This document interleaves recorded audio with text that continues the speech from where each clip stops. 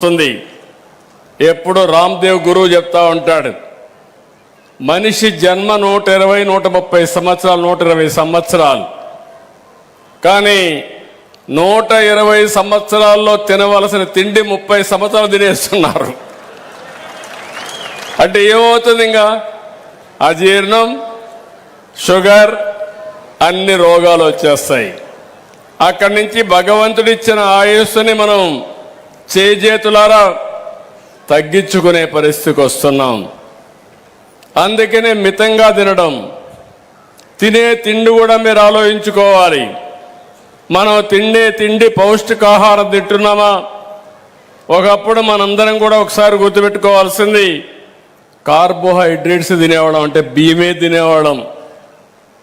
బియ్యం ఎక్కువ తింటే కార్బోహైడ్రేట్స్ వల్ల షుగర్ వస్తుంది. షుగర్ వస్తే ఆటోమేటిక్గా గేట్వే ఫర్ ఆల్ డిసీజెస్, అన్ని రోగాలకి గేట్వే షుగర్ వ్యాధి అని చెప్పుకోవడానికి మీకు తెలియజేస్తున్నా. ఈరోజు ఒకప్పుడు కుప్పంలో రాగులు తినేవాళ్ళం. మన నాయకుడు ఎన్టీ రామారావు గారు వచ్చిన తర్వాత అందరూ బియ్యం తప్ప వేరే తినే పరిస్థితి లేదు. అది కూడా తెల్ల బియ్యం, డబల్ పాలిష్, చాలా తెల్లగా ఉండాలనుకుంటున్నాం. కానీ ఇప్పుడు మారాయి, రోజులు మారాయి. మిల్లెట్స్ తినాలి, మళ్ళీ రాగులు తినే పరిస్థితికి వచ్చింది, సజ్జలు తినే పరిస్థితికి వచ్చాయి, కూరగాయలు పండ్లు తినే పరిస్థితికి వచ్చాం, కోడిగుడ్లు మాంసం తినే పరిస్థితికి వచ్చాం. హై ప్రోటీన్ ఉండాలి, సమతుల్యంతో ఆహారం తీసుకుంటే డాక్టర్ దగ్గరికి పోయే పని ఉండదు. అదే సమయంలో సరైన నిద్రపోవాలి. నిద్రపోవాలంటే మీ అందరిలో కూడా గుర్తుపెట్టుకోవాలి, తప్పులు చేసిన వాడికి నిద్ర రాదు. వాడు చేసిన తప్పులే వాడిని వెంటాడుతూ ఉంటాయి. కాబట్టి తప్పు చేసి కర్మ చేయాలి, మంచి చేయాలి. అదే సమయంలో సాయంత్రం ఇంటికి వస్తే కంటి నిండా నిద్రపోయే అదృష్టం మనకు ఉండాలని మరొక్కసారి మీ అందరికీ విజ్ఞప్తి చేస్తున్నా. నిద్ర చాలా ముఖ్యం, బాడీని ఛార్జ్ చేస్తుంది. రాత్రిగానే ఒక 7 గంటలు 8 గంటలు మీరు బాగా నిద్రపోతే తెల్లవారే లోపల ఫ్రెష్గా ఉండడమే కాకుండా ఇంకా బ్రహ్మాండంగా పనిచేసే శక్తి వస్తుంది. మూడోది, బాడీకి కొంత ఎక్సర్సైజ్ అవసరం.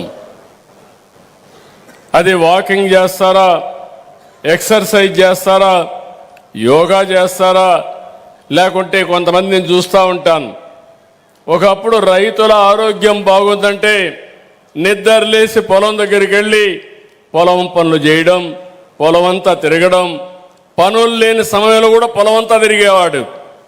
దానివల్ల కొన్ని క్యాలరీస్ బర్న్ అయ్యి తద్వారా ఎప్పుడూ ఆరోగ్యం బాగుండేది.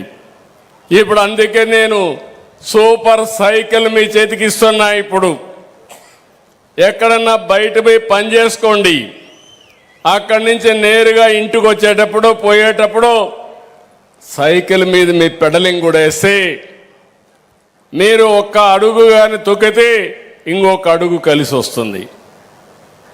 మీరు దాని స్పీడ్ పెంచాలంటే గేర్ 1లో నుంచి 2 మారిస్తే 2 అడుగులు వేస్తే 2 అడుగులు వస్తుంది, ఇంకా 4 అడుగులు వస్తుంది.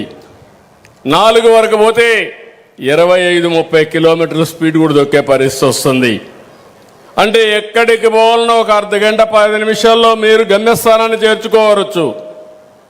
మీ ఆరోగ్యానికి గ్యారంటీ. అది నా పూచి.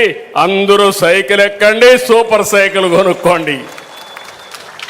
ఖర్చు లేని పని, ఇంట్లోనే ఛార్జింగ్, పైనే కరెంటు ఉత్పత్తి. ఇది ఒక్కరిగానే మనం చేసుకుంటే చాలా ఉపయోగపడుతుంది. దీనివల్ల కార్బన్ డయాక్సైడ్ తగ్గుతుంది, CO2 బాగా తగ్గుతుంది, ట్రాన్స్పోర్ట్ ఖర్చులు బాగా తగ్గుతాయి, పర్యావరణానికి హితవుగా ఉంటుంది. అందుకే ఈరోజు నేను ఒకటే ఆలోచిస్తున్నా, రాష్ట్రం అంతా ప్రత్యేకమైన ట్రాక్స్ అన్ని సైకిల్ ట్రాక్లు పెడతాం. మామూలు రోడ్లో ఇబ్బంది ఉంటే టౌన్స్ అన్నిట్లో సైకిల్ ట్రాక్ పెడితే అందులో నుంచి ఈజీగా పోయే పరిస్థితి వస్తుంది. ఒకవేళ సైకిళ్ళు కొనుక్కోలేని వాళ్ళకు కూడా రెంటెడ్ సైకిల్ కూడా పెడతాం.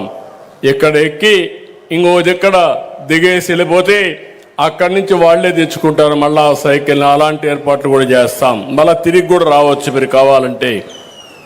ఈరోజు దీనివల్ల మీరు చూస్తే ప్రతి 1000 కిలోమీటర్లు ఈ సూపర్ సైకిల్ ఈ సైకిల్ వస్తే 37 టన్నులు CO2 తగ్గుతుంది.